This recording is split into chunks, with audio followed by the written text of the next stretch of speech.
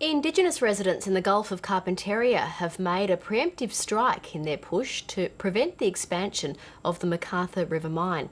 2 years ago, rock on the mine's waste dump started burning, creating an environmental hazard. As the Northern Territory and federal governments await Glencore's proposal to deal with the situation, residents have commissioned an alternative plan. 2 years ago, a plume of toxic smoke demonstrated a failure to assess risks posed by the McArthur River lead and zinc mine.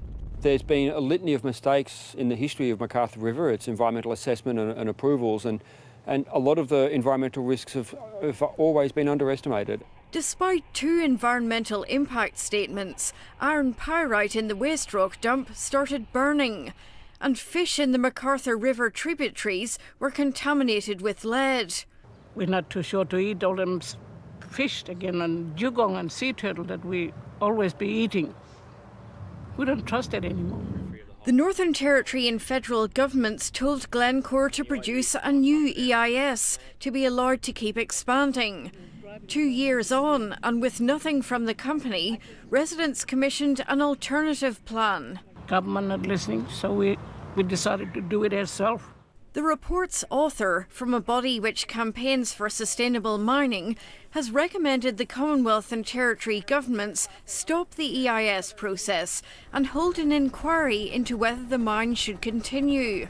I think we need to have a full and proper inquiry, and I think an EIS process doesn't do that. Last year, Glencore said it had put out the fire, but last month residents discovered it was burning again. We saw this big cloud of smoke coming out from the east side of the pit. I've paid a lot of attention to it, but as I say, at this point in time, we are in caretaker mode. I have no ability to make decisions in relation to McArthur River Mine. The company declined an interview, but said it's cooperating fully with investigations and will lodge its EIS within 6 months. The McArthur River Mine's problems started after its expansion was approved by Labour. They compounded when the country Liberals approved the further expansion. In just a few days, the situation could be back with Labour to deal with if it wins the Territory election, as the bookmakers predict.